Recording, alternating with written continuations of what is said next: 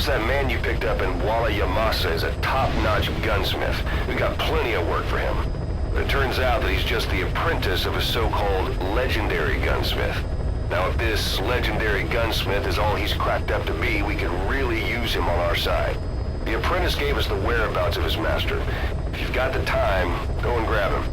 I've added the details to your side ops list.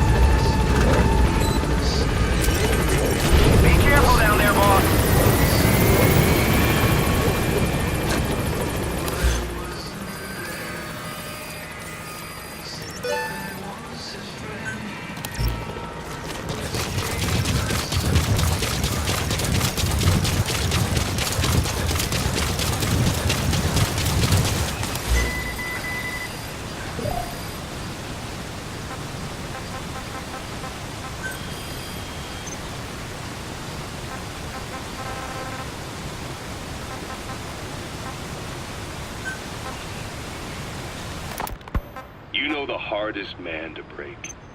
The tight. It's easier. Finally took off the blindfold. I was in rats all the way. I've never been so scared. The whole flight, I thought they'd kill me. But thinking of you kept me going. My comrades, all the way. And? There was a plane journey, then we traveled by road. When they finally took off the blindfold, I was in kind of a warehouse, on the floor. Afghanistan, it was that research lab. I couldn't believe they'd taken me halfway around the world. And soon enough, he came. Skullface. He's the one who's really behind that Mother Base attack. He forced me into that research. What kind of research? He told me to build a bipedal walking tank for the Soviet Union. Like Peace Walker. A system that could fire an ICBM. That's digitalis. It's toxic, but it can also be used as medicine. Sahelanthropus. Those AI weapons I'd made in Costa Rica were like toys by comparison. A whole world apart from the reptilian four-legged crawling and that ridiculous hunched-over bipedal waddling. My design evolved to the dawn of mankind. Sahelanthropus, the first steps towards humanity. An upright bipedal weapon system. Originally, Sahelanthropus was going to be a manned weapons platform. I designed a cockpit in its head, and I planned to fill it with water as a buffering agent. Like how Paz modified Zeke for human control. Don't compare me to some amateur. I designed it for human control from the beginning. The problem was miniaturizing the posture control AI. You remember the reptile pod? The AI that controlled your unmanned weapons. Attaching it externally makes it vulnerable. So this time I wanted it beneath the armor. Meaning I had to make the AI smaller. I got it down to less than a tenth the size without any loss in computation speed. But it was still too big for the cockpit. There wasn't enough room for the pilot. If I made the head bigger, its body would have to be bigger to support it. Too big to be practical. In the end, human piloting was taken off the table. I tested a remote control system too, but there was the time lag and I wasn't satisfied with its precision either. Plus, it would be useless if the enemy jammed it. So next, I went back to trying an AI-only system. To do that, I had the AI pods recovered from Nicaragua. This was a hybrid AI, a combination of peaceful reptile and mammal pods. The only AIs that had ever successfully operated an unmanned nuclear weapon system. Really? You'd need some help to get that working. Expert help. Did you work with someone? I worked alone. You did that yourself? That's the thing. The AI didn't pan out in the end either. But I did finally get Sahelanthropus walking by folding over its upper body to lower its center of gravity. The first upright bipedal locomotive weapon system in the history of mankind.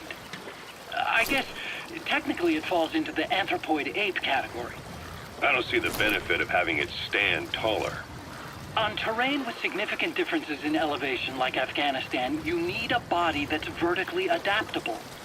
That also lets it attack from long range while using mountain ridges for cover. So, making it walk upright was the most important factor in giving it superior height capability. Names suggest that was the whole point of Sahelanthropus. But I was being pushed for results. Having the AI molded externally was the fastest way to get it working. I just needed more data so it could maintain its balance. But Skullface refused to wait.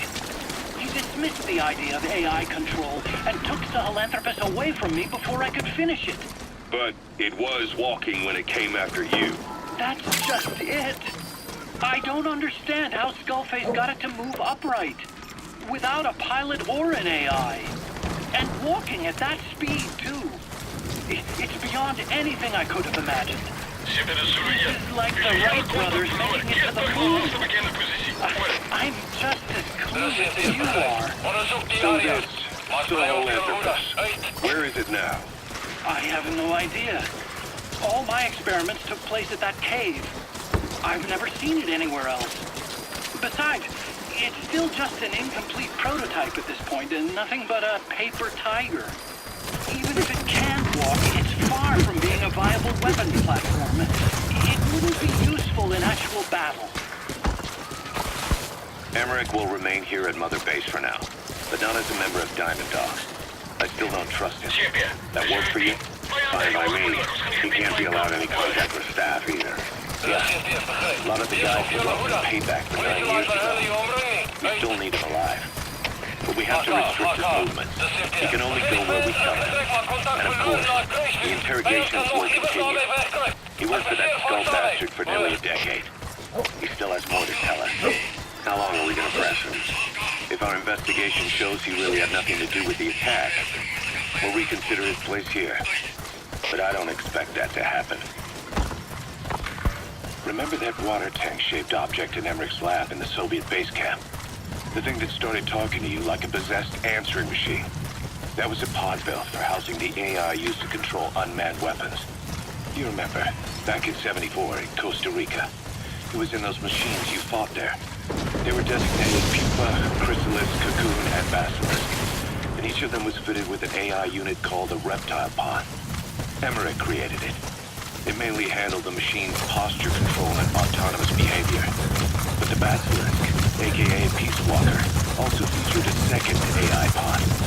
That one was called the Mammal Pod, and it was created by Dr. Strangelove. She tried to recreate the boss's personality through the Mammal Pod, but you pulled out its memory boards. That's when it transferred its own functions to its reptile pod. Just like a human brain compensating for damage by using the remaining healthy parts. The result was a unique entity, a hybrid of the reptile and the mammal. It sank to the bottom of Lake Nicaragua with Peace Walker. But apparently they salvaged it and transported it to that lab. Don't let it deceive you, Snake. It may sound like the boss, but it has neither a personality nor a will. Like Emmerich says, it's just a machine.